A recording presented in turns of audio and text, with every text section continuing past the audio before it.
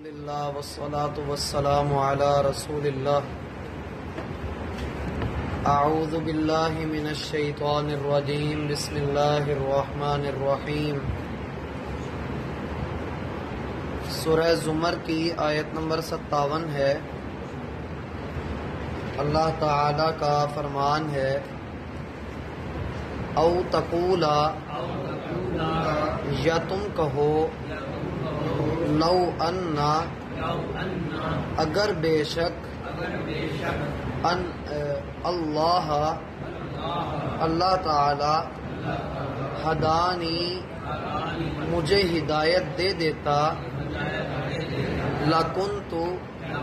تو یقیناً میں ہو جاتا من المتقین پرہیزگاروں میں سے۔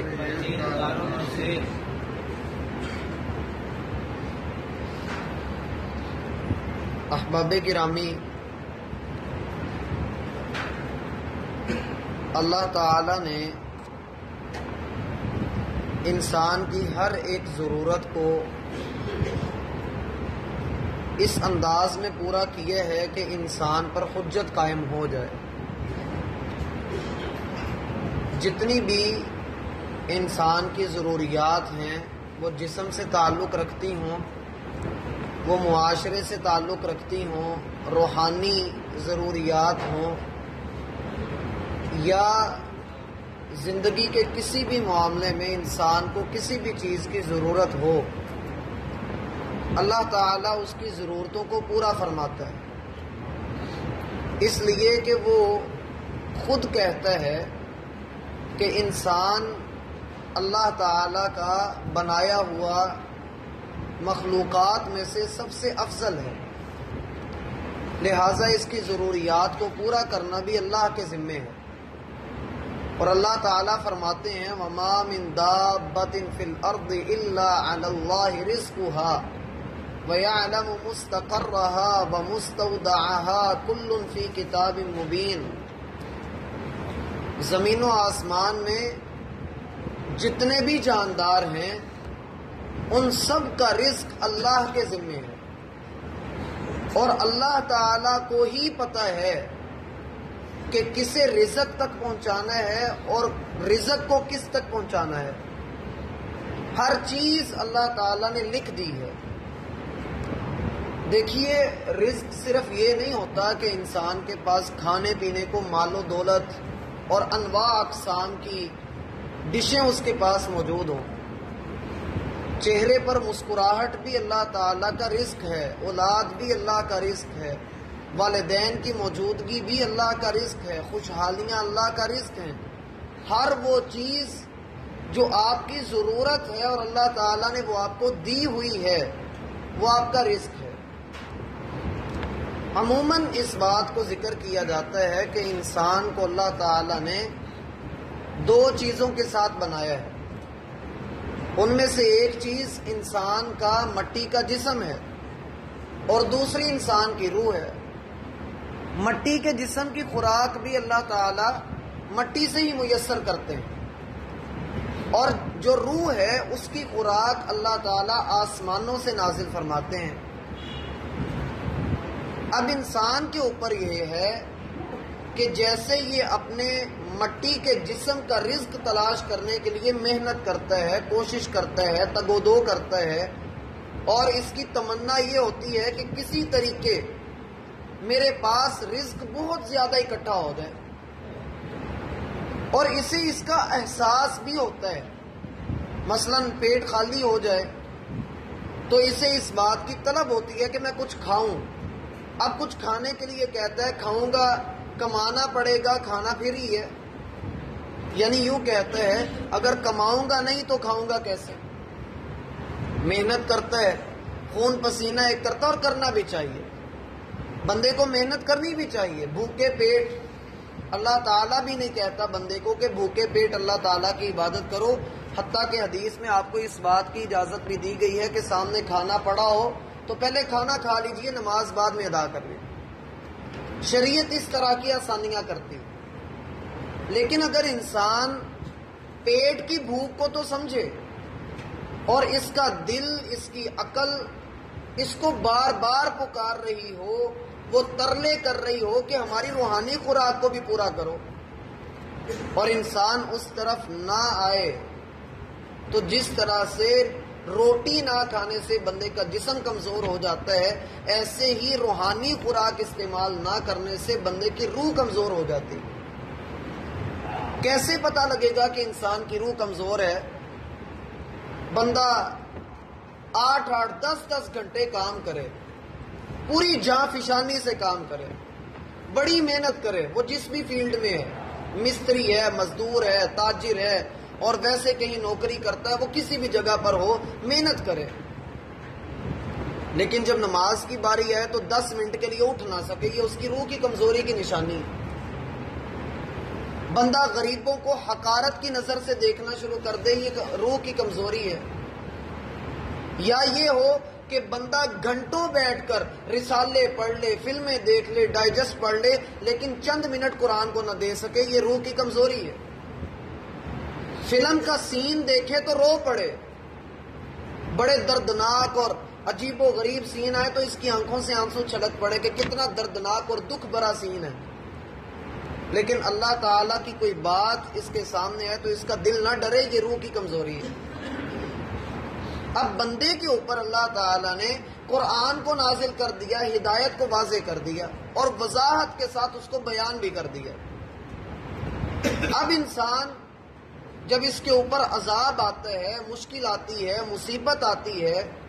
تو مصیبت میں اس کے منہ سے کیا کیا جملے نکلتے ہیں۔ ایک جملہ تو ہم نے پچھلی ملاقات میں پڑھا کہ یہ کہتا ہے یا حسرۃ علی ما فرطت فی جنب اللہ، ہائے افسوس کہ میں اللہ کے سامنے نافرمانیاں کرتا رہا۔ دوسرا جملہ، جب انسان پریشانی کے عالم میں ہوتا ہے، بکھلایا ہوا ہوتا ہے، اسے پتہ نہیں لگ رہا ہوتا کہ میں کتنے بڑے مصیبت اور دلدل کے اندر پھنس گیا ہوں، یہ اپنے منہ سے ایسی بات نکال دیتا ہے جو اس کو جچتی نہیں، اس کی کہنی بنتی نہیں ہے۔ کیا کہتا ہے؟ او تقولا لو ان اللہ ہدانی لکنت من المتقین، اگر اللہ مجھے ہدایت دے دیتا تو میں بھی ہدایت پانے والوں میں سے، تقوی والوں میں سے ہو جاتا۔ یہ ایک ایسی عجیب و غریب بات ہے جو انسان کی کہنی بنتی نہیں ہے، کیونکہ ہدایت میرا بھائی اللہ نے دے دی ہوئی ہے، ہدایت اللہ تعالیٰ نے دے دی ہوئی ہے۔ اب انسان خود اس کو حاصل کرے، یہ بالکل ایسے ہی ہے کہ روٹی کھانی ہو تو بندے کو کھیت میں ہل چلا کر گندم بیجنی پڑتی ہے، پھر وہاں سے خوشے نکلتے ہیں، بندہ اس سے گندم حاصل کرتا ہے، صفائی کرتا ہے، اسے پسواتا ہے، آٹا بناتا ہے، گوندتا ہے، پھر چولہے کے اوپر اس کو پکا کر روٹی بناتا ہے، پھر اس کا لقمہ توڑ کر منہ میں ڈالتا ہے، پھر اس کی بھوک مٹتی ہے۔ اتنی محنت کر رہا ہے، اور دین یا روحانی رزق کے لیے یہ ذرا بھی محنت نہ کرے اور کہے کہ سب کچھ مجھے ایسے مل جائے، ایسے نہیں ہونے والا۔ روح کے رزق کے لیے بھی بندے کو چلنا پڑتا ہے، اور اس کے چلنے کا انداز کیا ہوتا ہے؟ اذان کی آواز آئی ہے، سارے کام چھوڑ کر مسجد کی طرف چل پڑو، اللہ کی رحمت کے دروازوں میں سے گزرو، آ کر اپنی روح کا رزق پورا کرو۔ دن میں 5 مرتبہ یہ خوراک بھی حاصل کرنی،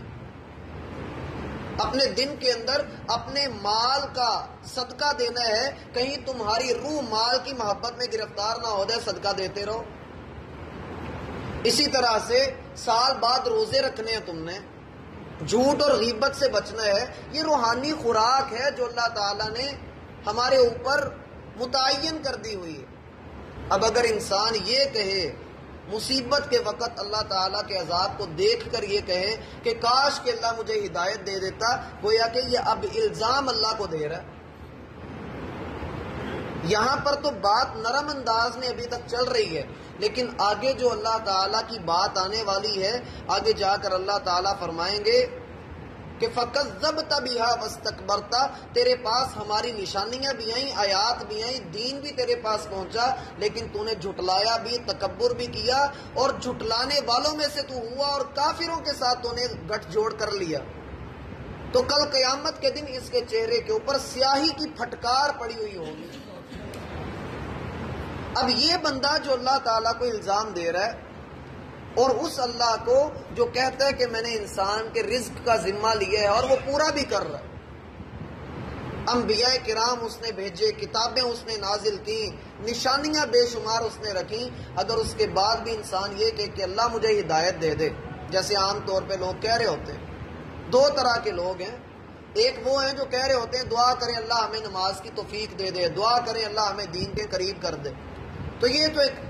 ایسا معاملہ ہے کہ جس میں انسان یہ کہہ رہا ہو دعا کریں کھانا میرے سامنے پڑا یہ میرے منہ میں آ جائے۔ اور دوسرے وہ لوگ ہوتے ہیں جن کو کہا جائے کہ اللہ تعالیٰ آپ کو ہدایت دے تو وہ غصہ کر کے کہتے ہیں اسے اگے بھیج دیتے ہیں، کیا ہمارے پاس پہلے ہدایت موجود نہیں؟ ہم تو ہدایت والے ہیں۔ یہ والے لوگ بھی معاشرے کے اندر پائے جاتے ہیں، حالانکہ نبی علیہ الصلوۃ والسلام کثرت سے دعا کیا کرتے تھے۔ صحابہ فرماتے ہیں اللہ کے رسول کی دعاؤں میں سے اکثر دعا یہ ہوتی تھی اللہم انی اسألک الہدی، اے اللہ میں تجھ سے ہدایت کا سوال کرتا ہوں۔